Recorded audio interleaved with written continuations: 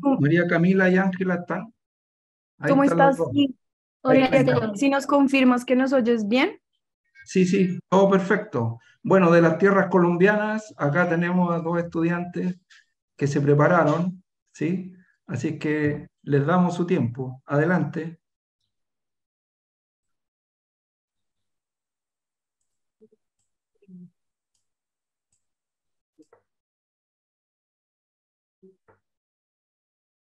Se ve bien. Ya, voy al comienzo.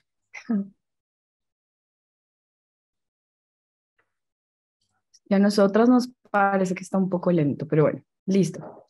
Listo, buenos días, ¿cómo están? Em, bueno, vamos a presentar a María Camila y Ángela. Yo con la mayoría de ustedes no me he visto, a otros sí. Giselle, ¿cómo vas?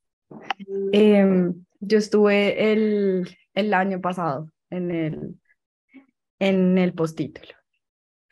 Bueno, buenos días. Les vamos a compartir hoy nuestra presentación sobre una invitación al cambio, exploración de las consecuencias de la biología del conocer y la comunicación humana en la vida cotidiana. Entonces, bueno, queremos empezar hablando un poquito como de dónde venimos, ¿no? Como qué nos trajo aquí, eh, y cuál fue como esa emoción que nos llevó a hacer el trabajo que hoy les estamos compartiendo, ¿no? Y es este placer de conversar, ¿no? De alguna manera el encontrarnos en curiosidades genuinas que son comunes, ¿no? Y ver cómo podíamos empezar a traer estas, digamos, perspectivas de la biología del conocer y la comunicación humana en nuestra cotidianidad. Entonces encontramos espacios que cohabitamos, que son historias compartidas, que son historias comunes, y desde ahí lo que quisimos hacer, eh, pues sin ninguna pretensión distinta como a este disfrute en el conversar y en el reflexionar sobre nuestra cotidianidad, recoger algunas de las explicaciones que hemos visto en el postítulo y utilizarlas de alguna manera como unos criterios de validez para observar estas prácticas que tenemos en nuestra cotidianidad conjunta, que son naturalizadas y que de alguna manera quisimos empezar a describirlas desde este lugar como operativo, ¿no? ¿Para qué? Para desde ahí distinguir ciertas, digamos, consecuencias, pero no en ningún caso buscando las comprensiones en una definición de sí misma, sino también para poder encontrar como coherencias en esos haceres. Básicamente es lo que queremos hacer. Y al final hacer una invitación a ciertos cambios que a nosotros nos fueron como pertinentes en nuestra experiencia. Entonces, ¿desde dónde nos paramos? ¿Qué estamos asumiendo para este camino? Pues lo primero, escogimos cuatro premisas muy como puntuales que hemos visto en clase. La primera es que los sistemas vivos, bueno, son autopoiéticos, es decir, que se generan a ellos mismos de alguna manera, ¿no? Desde la parte molecular también. Que el sistema nervioso central opera de manera cerrada, es decir, que el sistema nervioso no está en relación con el entorno, sino que está en relación con el organismo, quien tiene interacciones con ese entorno, ¿no? Y en la medida que esa configuración organismo nicho cambia, pues hay un cambio en ese sistema nervioso y nos pareció como importante hablarlo, ya van a ver más adelante por qué. Que el vivir, pues es este acoplamiento estructural que acabo de nombrar entre el organismo nicho y finalmente algo muy importante que vamos a estar como tocando transversalmente, siento en toda la charla, son las emociones como disposiciones no solo de la acción, sino que están siempre presentes en este flujo como del vivir.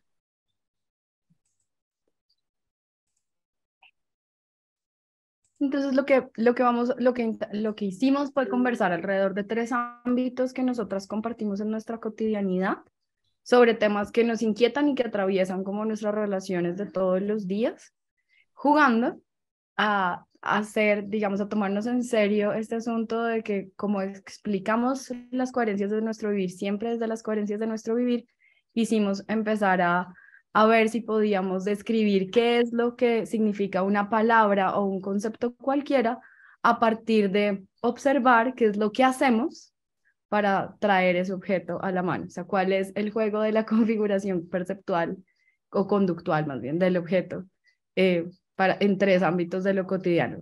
Lo que tiene que ver con cuando pensamos en personalidad o identidad, son distintas, pero pues en el texto digamos que las exploramos articuladas. Luego nos fuimos a eso que llamamos cambio dirigido o decidir. Y luego fuimos a un espacio que también compartimos que tiene que ver con eso que consideramos en lo cotidiano enseñar a aprender.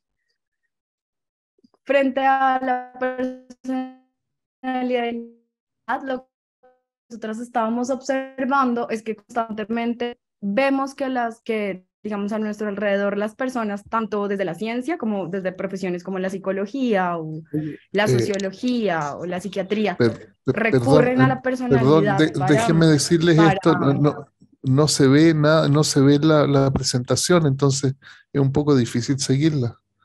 Dice cargando y eso es todo lo que vemos. Ahí sí se ve. ¿Me confirma? Espera que la dejo allí. Mejor. De pronto, Ahora sí. Gracias. Listo, la voy a bajar ahí, entonces mejor, un poco más pequeña. Entonces veíamos que tenemos nuestro alrededor y observamos que las personas, tanto en lo cotidiano como en lo profesional, usan la palabra personalidad y el concepto de personalidad, que a partir de ella, pues digamos que encasillan unas a otras en ciertos dominios de acción, en ciertas posibilidades de hacer o de no hacer, y también juegan o jugamos o creemos que podemos predecir lo que otra persona probablemente va a hacer a partir de este concepto. Cuando nos preguntamos qué es lo que hace un ser humano para distinguir en alguien, es que tiene tal personalidad o es de tal tipo de personalidad, es que ese observador o observadora, que puede ser uno mismo, observa un patrón o una acción que hace recurrentemente un organismo, que en este caso es un ser humano, pero pues podría ser también a veces, hay personas que tienen animales y le otorgan personalidad a los animales, hay personas que cuidan plantas y que también a veces hablan de las plantas como si tuvieran un tipo de personalidad. Entonces se le otorgamos a objetos que están en nuestro mundo, no solo humanos. Y observamos una conducta, un comportamiento en ese organismo y vemos que ese comportamiento se repite en diferentes experiencias. Cuando vemos que ese comportamiento se repite y no conocemos, no tenemos a la mano la historia que explica la génesis de ese comportamiento, o no vemos en diferentes situaciones, en los diferentes contextos donde se presentó el comportamiento, algo que a nuestro modo de ver explique esa acción, entonces asumimos que debe haber una condición estructural en ese organismo, ¿sí?, que da cuenta, que posibilita que ese comportamiento suceda. Entonces decimos, es que existe una personalidad. Y con este mecanismo generativo de la personalidad, pues hacemos nosotros mismos como una especie de esencia genéticamente de manera, entonces facilitamos las explicaciones sobre el comportamiento de otro. El asunto que para Camille, para mí es complicado, es que no solamente nos quedamos allí como en creer que es una explicación, vemos a alguien llorar y decimos,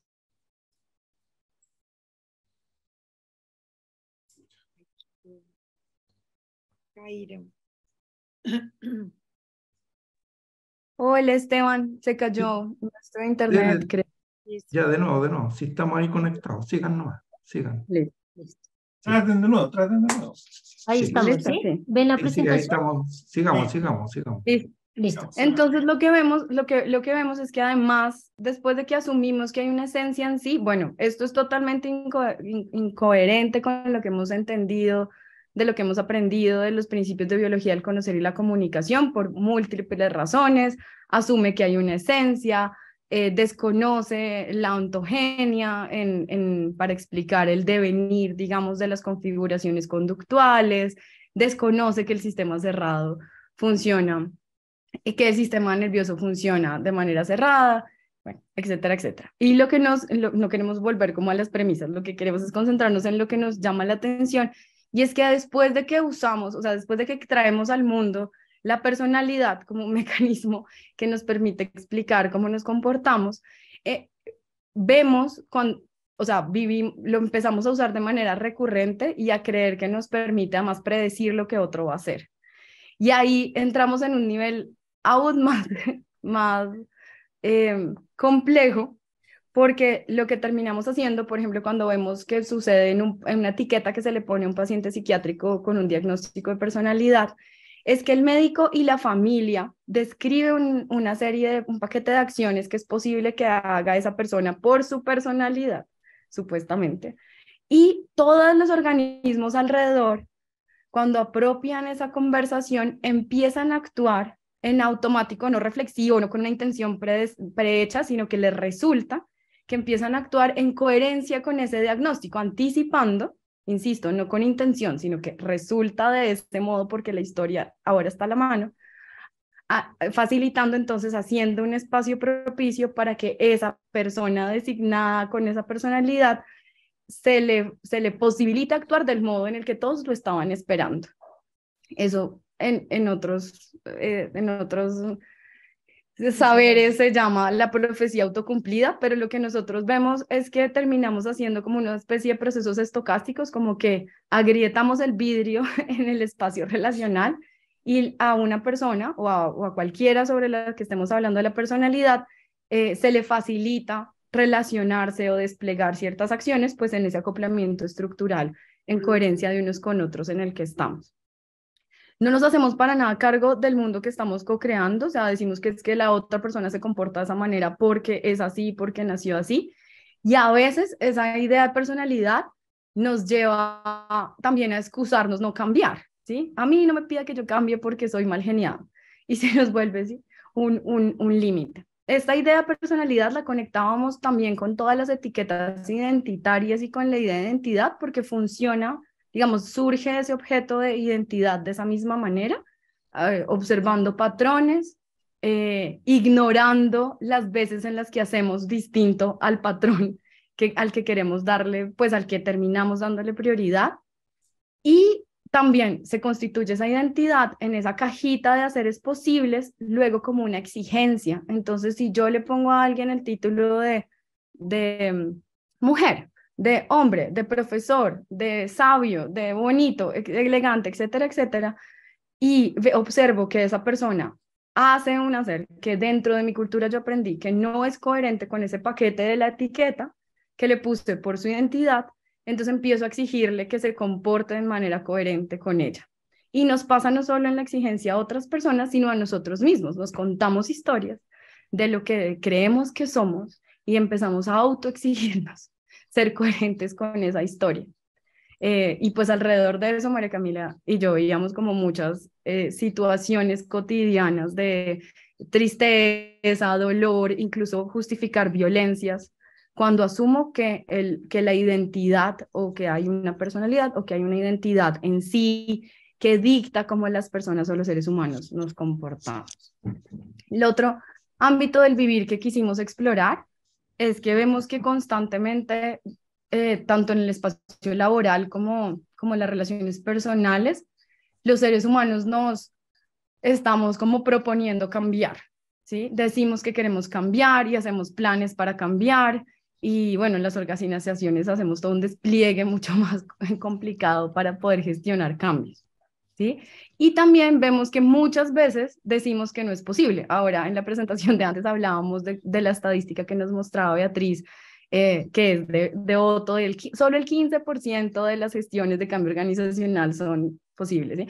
Todos los coaches y todas las personas que trabajan en gestión del cambio saben que ninguno funciona, o que muy pocos, digamos.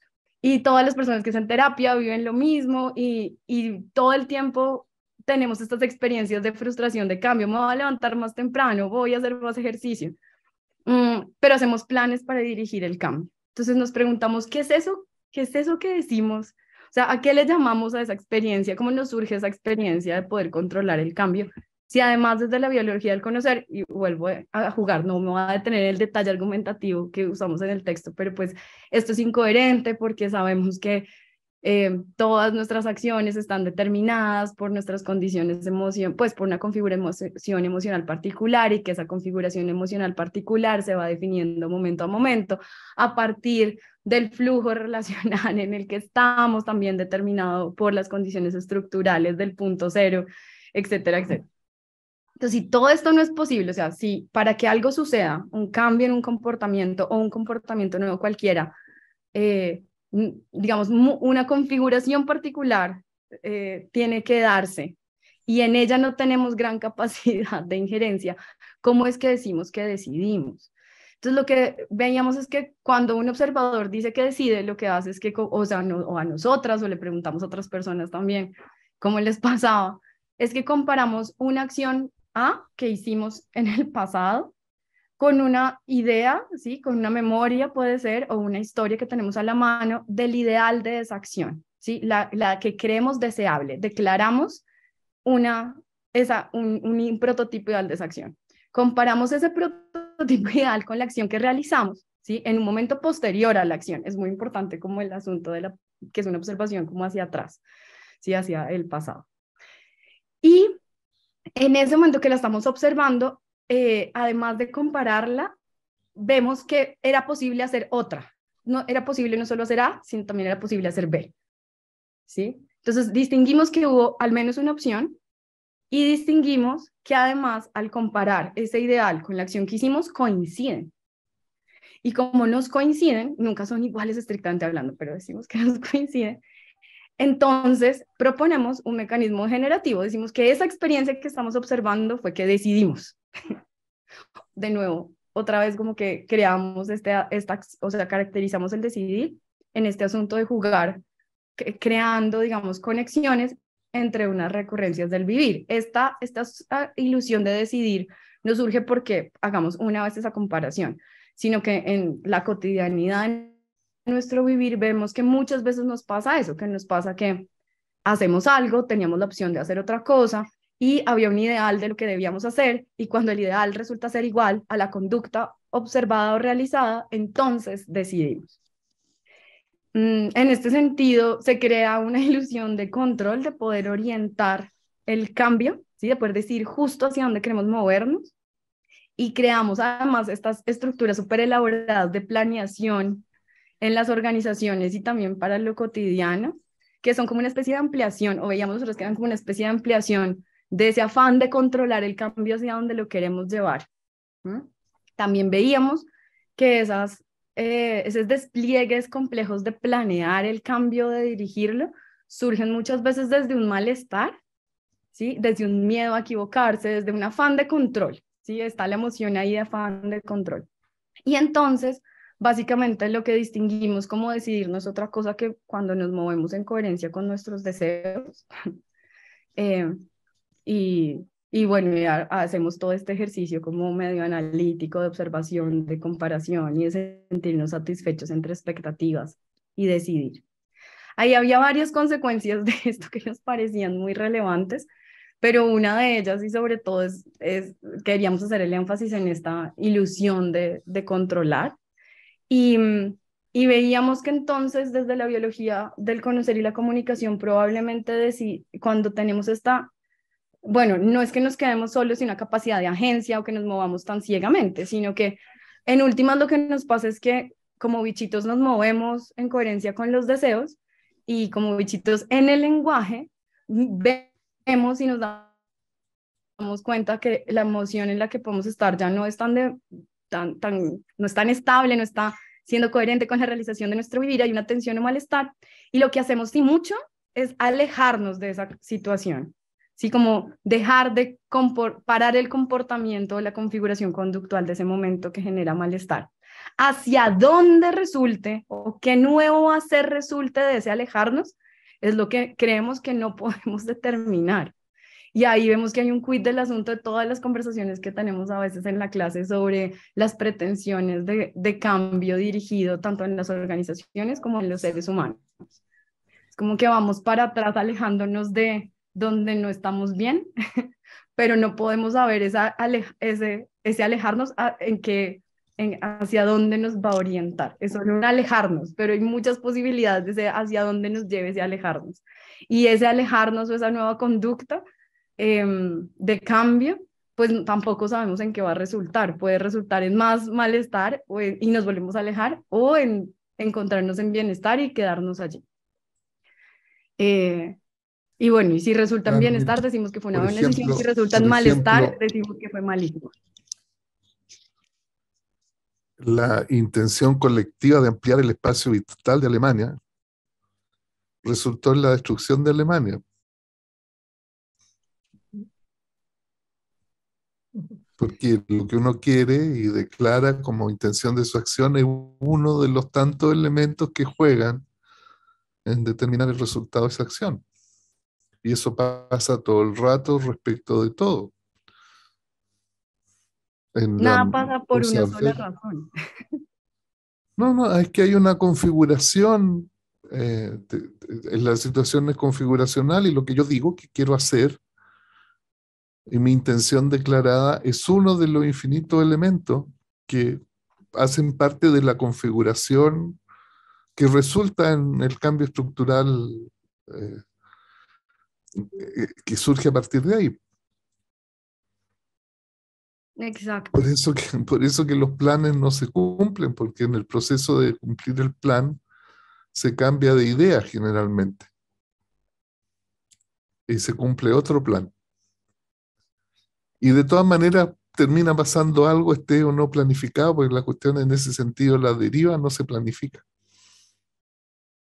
Claro, ese es el punto. Lo que sí uno puede hacer es como hace con un computador, el programador. Le cambia la estructura al computador, eso es programarlo. De modo que el resultado de la operación de esa cosa sea lo que él definió como el resultado. Eso lo que hace el programador es que le cambia la estructura al computador de la misma manera que el biólogo molecular le cambia la estructura a una célula, a un ovocito porque le agrega o le quita genes, etc. La programa. Así se dice, la programa. Puede programar a una célula. Sí, la programa, porque le cambia la estructura. De modo que el resultado en algún dominio que él está mirando sea el que a él le interesa.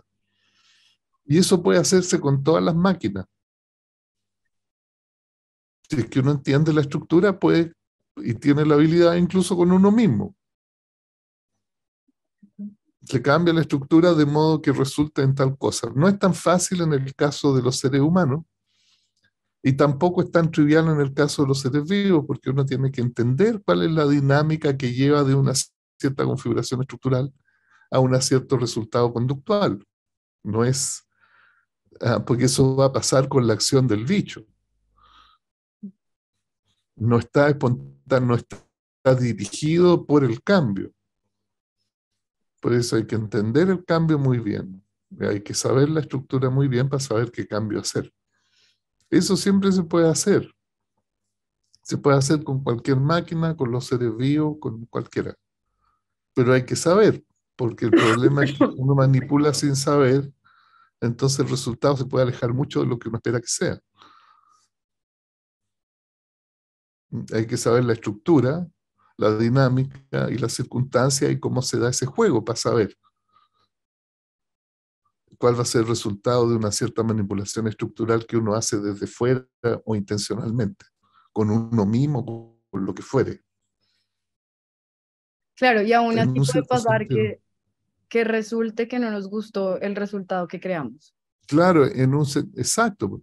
Ahora, en un sentido metafórico, uno podría decir es que los seres vivos se programan continuamente a sí mismos a través de sus acciones. Y yo pongo esa frase en alguna parte y me hago famoso. ¿Comprende? Qué cosa tan iluminada ha dicho este profesor. ¿Por qué razón es iluminado? Porque lo dije de modo que la gente porque ese modo de decir lo dice acercándose al prejuicio de oír que los demás tienen. La metáfora de la programación, los seres vivos se autoprograman. Qué cosa tan iluminada.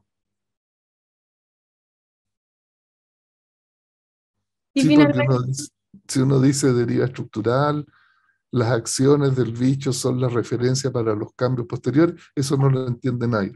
Los seres vivos se programan a sí mismos a través de sus acciones, fantástico. Qué iluminación más maravillosa. ¿Comprendes?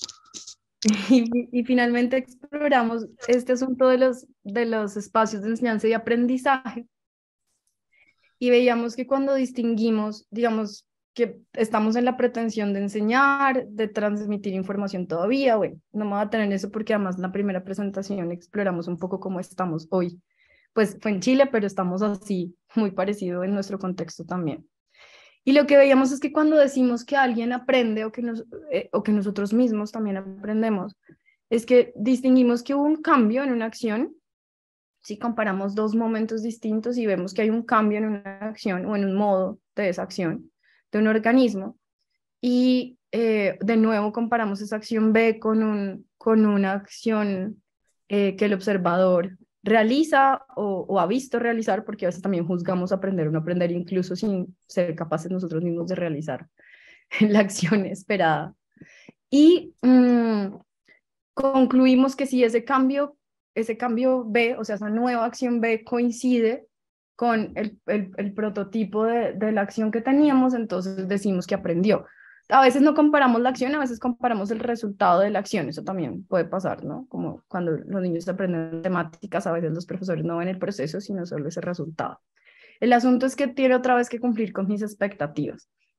Y desde la biología cultural, pues ya hemos dicho, y creo que varias presentaciones lo han dicho, que pues la transmisión de información es una metáfora pues totalmente errada y que más bien cada quien aprende lo que aprende.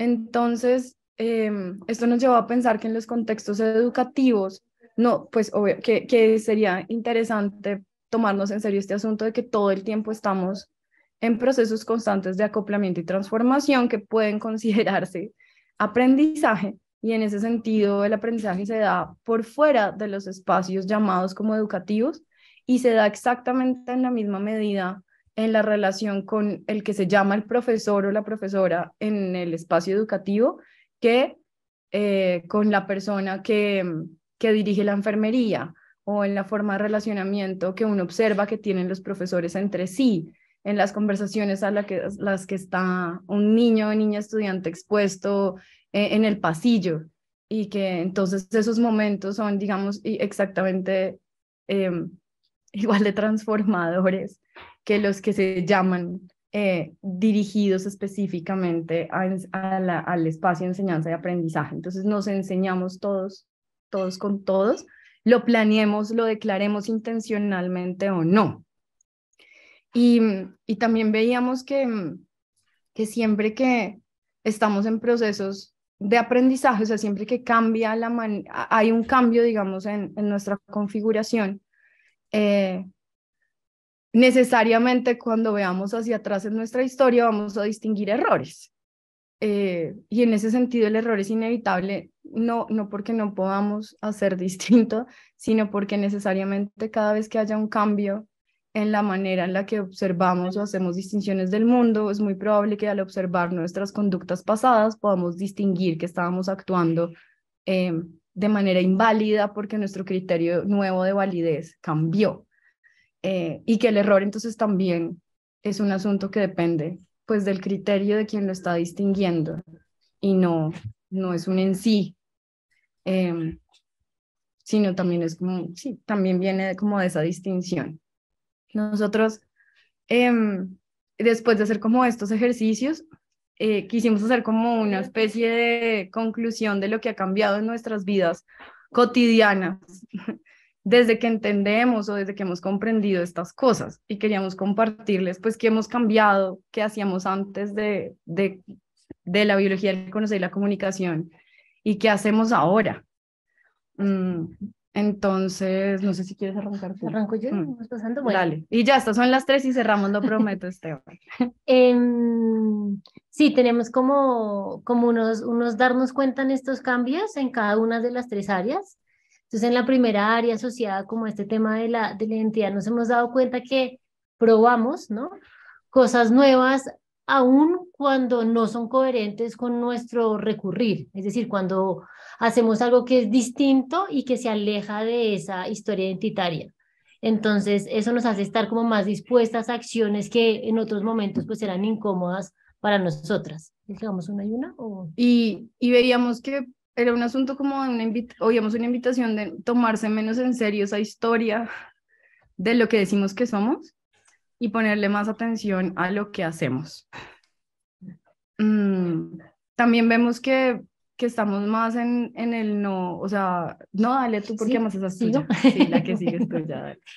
Bueno, también como en que muchas veces, a veces cuando nos encontramos como en haceres que no son como congruentes con esa historia o con ese devenir natural que venimos teniendo, entonces, o bueno, me pasaba a mí particularmente, ¿no? Que yo antes me tenía como un apego a volver a ser esa que yo me había nombrado que era, ¿no? Entonces, parte de este cambio es bajarle un poco como a ese juicio y fluir en ese devenir que finalmente pues no podemos controlar en esa configuración que se va dando en el entorno con esa emoción que uno tiene en ese momento. Y también como no rechazarle o temer esas inconsistencias que uno tiene, porque finalmente pues es una manera de no exigirme tanto a mí misma y de yo misma, de alguna manera, encasillarme en ciertas formas, pues que en ese momento presente no están siendo congruentes con mi emoción. Cuando empezamos o sea, cuando yo empiezo a distinguir, pues que todas estas cosas de la personalidad tienen que ver como con una operación de obviar ciertas inconsistencias en las acciones y de privilegiar otras para contar una historia coherente. Entonces, por ejemplo, en la crianza de mi hija, en lugar de asumir que sé cuál es su intención o que puedo explicar por su personalidad lo que está haciendo, procuro preguntarle qué es lo que quería hacer con lo que estaba haciendo. Y en lo cotidiano, como que me ha pasado que no asumo, sí, que me encuentro haciendo más preguntas que asumiendo intenciones con lo que observo. Mm, También cuando veo que alguien está sufriendo o cuando me veo yo misma pasándola mal, asumiendo este asunto, pues partiendo de la base de que la identidad de un sistema tiene que ver con su organización, me pregunto qué es lo que esta situación está amenazando de lo que yo creo que soy, ¿m? De mi organización, de mi versión de mi organización. Y, entonces pues me surge y me hago cargo de lo que me está pasando desde esa experiencia y no tanto como que la señalo como algo malo en sí mismo. Y me doy cuenta más pues que si esa identidad es contada y surge en el lenguaje, pues exactamente igual podría estar, o sea, no apegada a ella, sino creando otra. Y lo vemos también en otras personas. O sea, nos podemos dar cuenta en personas que conocemos cercanas que cuando la pasan mal, pues ahí hay algo como que están sintiendo amenazado de su identidad y que le han dado un valor trascendental a eso. Y podemos incluso darnos cuenta cómo en la historia de vida nuestra o de esas personas surge ese valor trascendental sin que nada, pues aparentemente trascendental. Em, También distinguimos que tenemos más diversidad de o sea, vemos que las personas, no solo, o sea, no en la primera impresión que tenemos de ellas o por un solo aspecto de su hacer al que tenemos acceso, van a ser siempre como unos haceres consistentes, sino que podemos distinguir en ellas más posibilidades de acción y vemos que entonces como que las personas nos surgen como más grandes, más complejas y no como tan unidimensionales. Y, y cada vez que yo oigo que alguien le dice a otra persona o a mí misma una etiqueta como, ay, tan elegante que estás o tan amable que eres, o puede ser celebrada, no tiene que ser un juicio, o tan complicada, o sea, puede ser o no un juicio, lo que yo oigo detrás del asunto ahora, como casi que automáticamente, es como unas expectativas de ese observador que se cumplen o no se cumplen. Y a veces eso me genera como un poquito de malestar, por ejemplo, cuando se lo dicen a mi hija, ¿sí? Porque es como, esto es como un ejercicio un poco de evaluación no es un ejercicio tan descriptivo, es un ejercicio más que hace el observador para dar cuenta de lo que observa y de que eso que observa lo complace o la complace o no. Y en ese ejercicio también hablábamos de cómo pues el lenguaje finalmente pues trae estas expectativas, ¿no? Entonces como muchas veces la importancia de poder, bueno, yo decía, Ángela, lo hablábamos cuando también a veces estoy de malestar con otra persona o que una persona que quiero, lo importante de no nombrar como esa etiqueta que a veces hacemos de identidad, sino poder explorar y describir la acción que está emergiendo para que esa persona tenga la posibilidad de responder de su hacer presente, no por una historia en la que está ya como enmarcada en una como forma o en una única posibilidad de actuar, ¿no? Pasando como un poco al tema de decidir y de controlar el cambio, pues nos aparecen que todos esos mecanismos de planeación que existen en las organizaciones o que hacemos con lo cotidiano es más un juego como de cómo coordinarnos y en el marco de ese juego de cómo coordinarnos para hacer cosas juntos como para un resultado, digamos que además es de una dimensión, de un dominio de acción distinto al de coordinarnos. Pues resulta ser más una invitación para poder, no sé, planear para adaptarnos, planear para poder contar la historia de cómo llegamos a un resultado particular. O sea, hacer como que nos parece que el ejercicio de planear resulta ser más, tener un valor más que tiene que ver con la memoria, con la posibilidad de trazar la historia, más que realmente de controlar lo que debería pasar para llegar a un punto específico. Resulta que entonces ponemos más atención en el presente. Yo facilito muchos espacios de diálogo y acción conjunta en comunidades y entonces resulta mucho más relevante entender en ese momento lo que está pasando que el plan, la agenda o lo que sea que estaba pensado previamente. Y no frustra, ya no veo ninguna frustración en que no suceda lo que estaba planeado. Hay menos urgencia de dirigir el cambio y más como placer de estar ahí simplemente viendo cómo van resultando esa coordinación de acciones y las justificaciones de lo que hacemos o que generamos cuando decimos que decidimos ya no me parecen tan importantes, me parece más interesante preguntarme por qué es lo que estamos queriendo crear o cómo queremos que esa relación suceda para que esa relación conserve eso que nos parece relevante o en lo que estamos encontrando placer en ese presente. Y vemos que hay como una lucha entre... bueno, no, esta es tuya, cuéntala tú. Pues esta fue como una reflexión que nos quedan poquitos minutos ya, por Sí, favor. listo. Nos Ya queda solo una. pasó una hora. Sí, estamos como un Dale. minutico.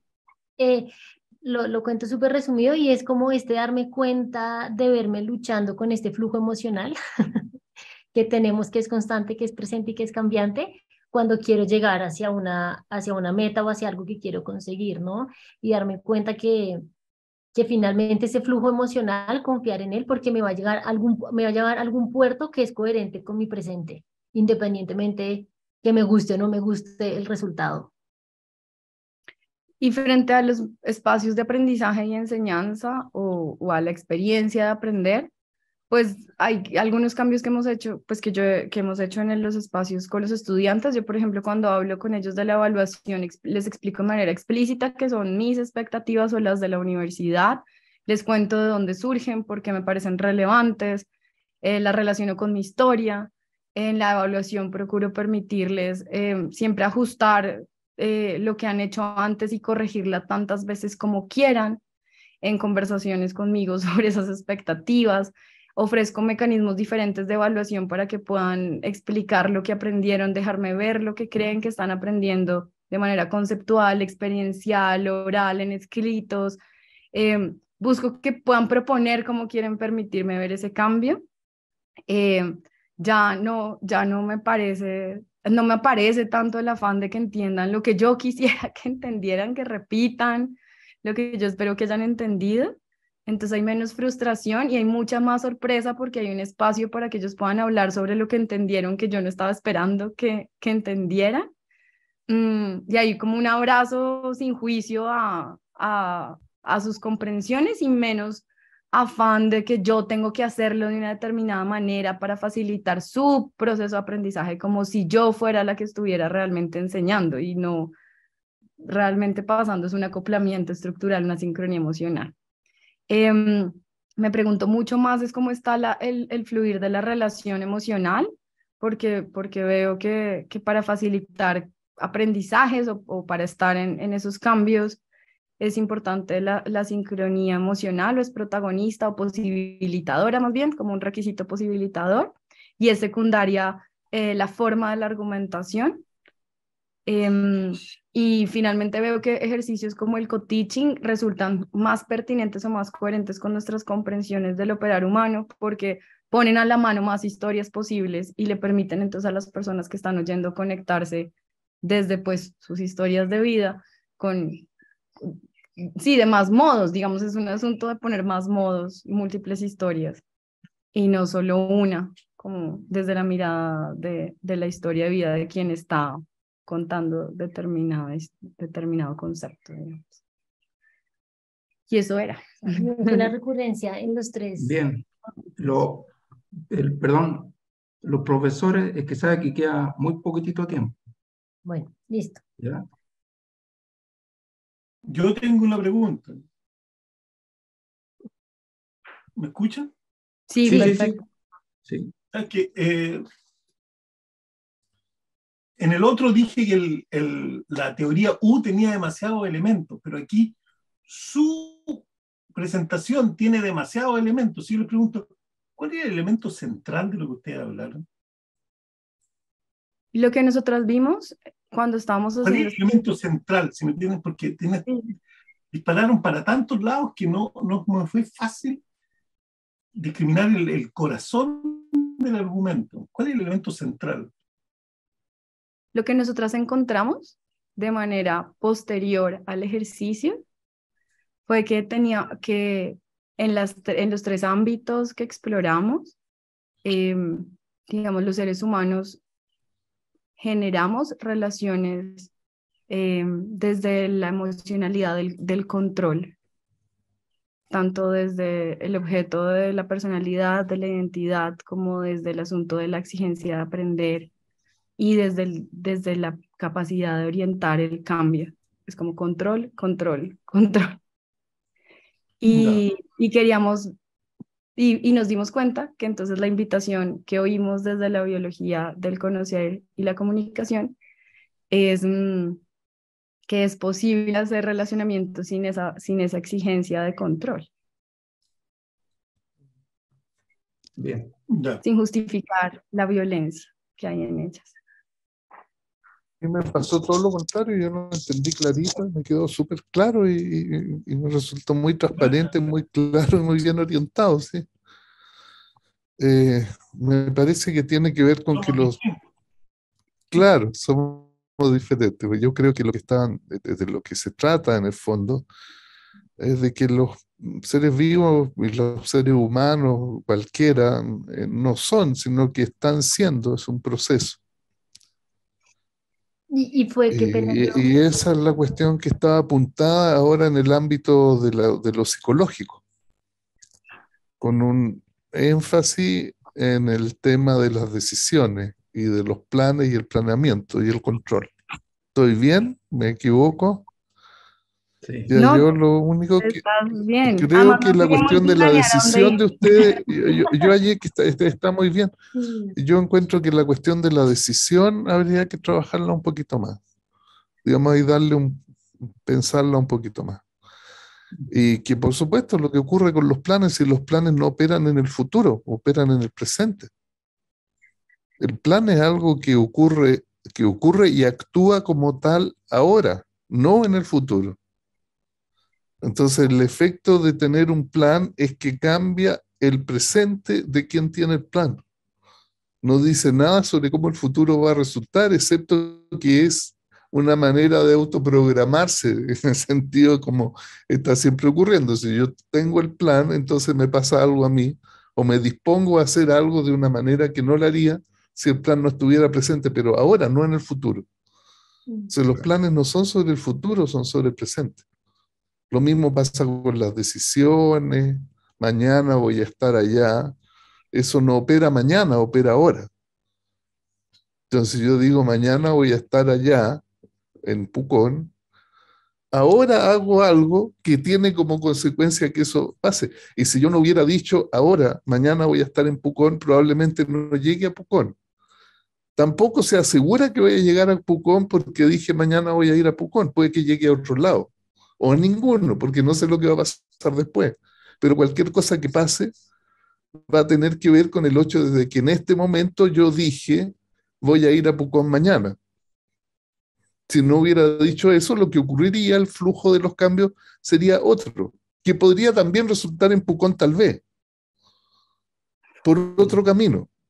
¿Me explico? Y esa es una cuestión que no se ve, o se ve muy poco, y a mí me parece bien apuntarla en este dominio de lo psicológico. Porque se trata de un proceso, de una cuestión que está ocurriendo en un continuo presente. En cierto sentido, eso es lo que pasa, ¿no? Yo digo algo sobre mí, y eso de que digo algo sobre mí, lo digo porque estoy en un cierto modo de decir, y cuando digo eso, transformo mi modo de decir, porque cambio. Y si yo sé suficiente, si uno entiende suficiente esas dinámicas, entonces puede hallar qué decir para que, como quien programa un computador. ¿Comprende? Pero eso nunca lo ve uno si es que no lo ve. Se supone que los bichos tienen cualidades intrínsecas y operan desde una mente que tiene unas propiedades y unos agentes adentro.